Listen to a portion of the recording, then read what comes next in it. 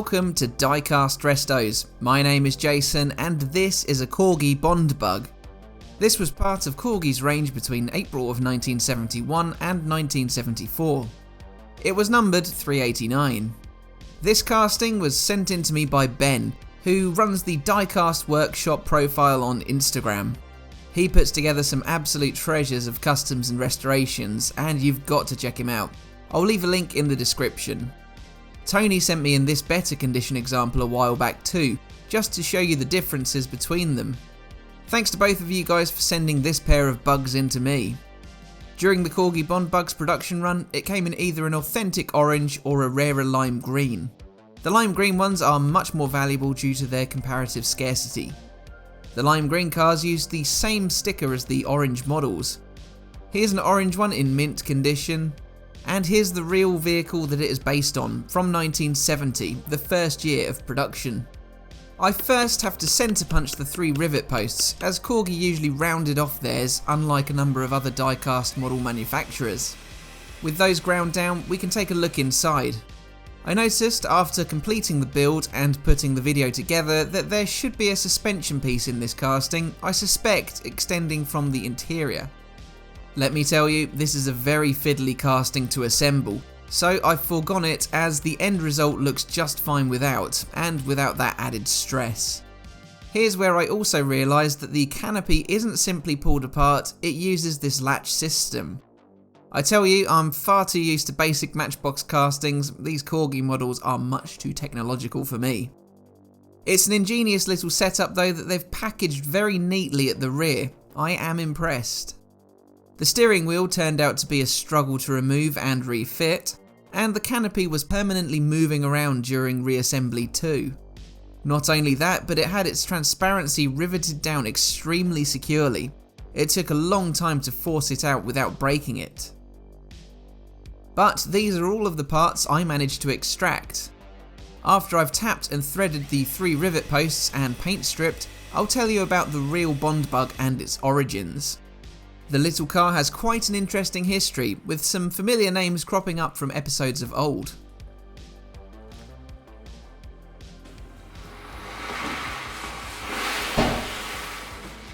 Bond cars were originally known as Sharp's Commercials, a company that rebuilt military vehicles. With their government contract up in 1948, they began making 3-wheeled microcars based on a prototype by Lorry Bond. It was a short radius car with its single wheel powered by a 125cc 2-stroke engine which turned with the wheel. They produced the Bond Mini car from 1949 to 1966, renaming the company to Bond Cars in 1963. During this span, just shy of 25,000 were built. It was replaced by the Bond 875 in 1965, which, unlike other microcars, received power to its rear wheels. This was made up until 1970, along with the more conventional 4-wheeled 2+2 Equipe sports car, which had a fiberglass fastback body.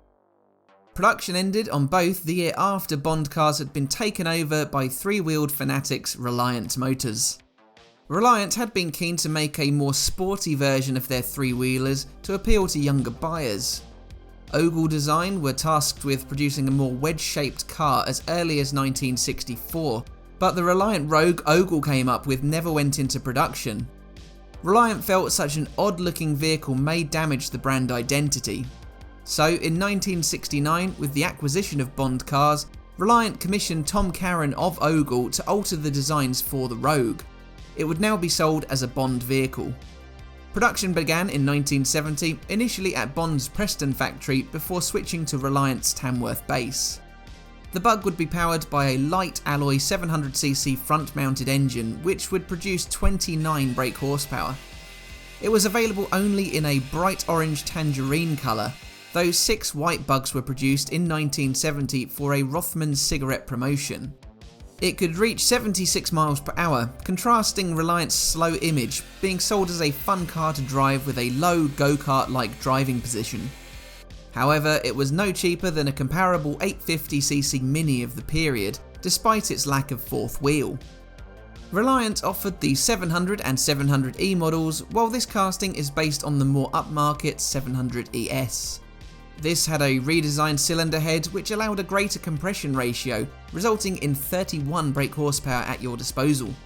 It also had more ergonomic seats, padding, mud flaps, an ashtray, rubber bumper and spare wheel.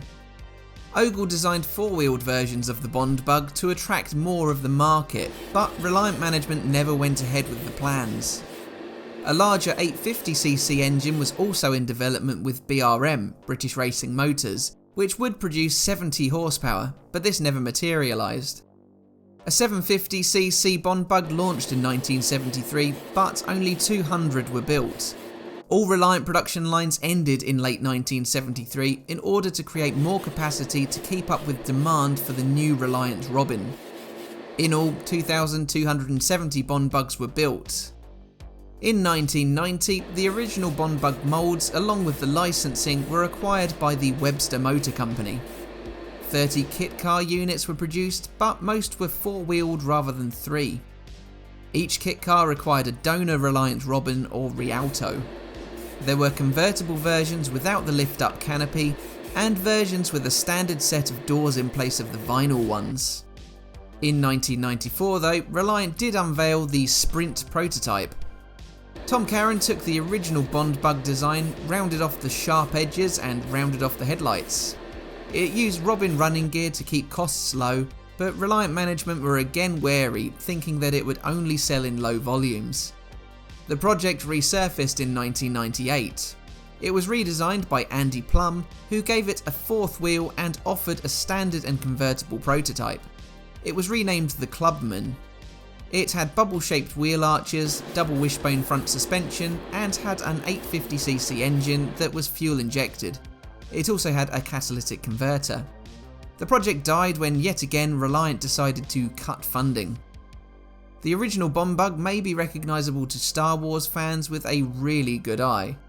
In 1977, Tom Caron oversaw the design and production of Luke Skywalker's land speeder for the original film. One of the models was built on the chassis of a Bond Bug, with the wheels hidden by mirrors angled to the ground. There aren't too many similarities between the two vehicles, so you'd really need to be good on your trivia to know that factoid. A modified Bond Bug holds the British water speed record in the Experimental Amphibious Unlimited class. That was set at 47.81 miles per hour by Jeremy Clarkson, featuring in an episode of the Grand Tour in 2017. It was converted to an amphibious vehicle by having a retractable wheel system fitted, its chassis modified to include a jet ski hull and engine, and its canopy removed. Right now I'm applying the reproduction decals that adorn the Bond Bug. While the originals were stickers with an orange background identical to the paint colour of the car, these are clear-backed water slides. They came from Black Square Decals, and I will leave a link to the shop in the description. They also sell some Code 3 decals which have the extra front emblem and extension of the black stripes that wrap around the bug in reality. Just look how close they are in design, expertly reproduced. To seal in the canopy and rear badge decals, I'm washing them as I always do in Mr. Mark Softer solution, then squeezing out the excess. The base has already received a clear coat, so now the body and canopy receive theirs once the decals for each have been placed. The next minute or so has been significantly condensed. This wasn't so bad though, my UV exposed and highly polished windscreen going back in. That simply clicks over the stubs of the existing spread rivet. It's hard to see just how yellowed it was before, but it is a massive improvement. I did have some trouble refitting the canopy latch mechanism however. It took a fair while to reach this stage. The canopy balance is in place, but it fell off on multiple occasions. The interior sits inside okay, but the steering wheel didn't want to stay put, neither did that front axle. There's not a lot for it to hold on to. You can see where the interior should host the missing suspension clips here. But having realised it is missing after going through this rigmarole, I'm fine with a lowrider Bond Bug. I said the same to Ben too, he agreed. It's a shelf star, not a play car now. So here then is how the Bond Bug by Corgi and sent in by Ben looked earlier. It was heavily lacking in paint. There was no evidence of any trim detailing remaining, nor any sign of the rear stickers. The canopy markings were barely visible. The interior was barely visible through that transparency though. Due to my oversight, the ride height isn't massively improved, but you'll see it still looks a ton better in a moment. Let's see how it turned out. The Ford Signal Orange is a bit lighter than the orange Corgi used, but I feel it's slightly closer to the Tangerine of the real Bug. I've filled in the missing silver trim of the headlights, and again, look how much better the transparency is now it's been polished and UV treated. The decals are outstanding in my opinion, I can't recommend them enough. I've also retrimmed the taillights and the whiz wheels. I've lifted the canopy at the video outro for a slightly different perspective of the model. I just want to again thank Ben for sending me this casting and suggest you go and check out his Instagram profile, Diecast Workshop. Thanks also to Tony for the other Corgi Bond bug from the beginning of the video. Please leave a like if you enjoyed this restoration and make sure you're subscribed to the channel. All it takes is one quick click to help out immensely. Let me know your thoughts in the comments, but all that leaves me to say is thanks for watching and I'll see you again for the next one. Bye for now.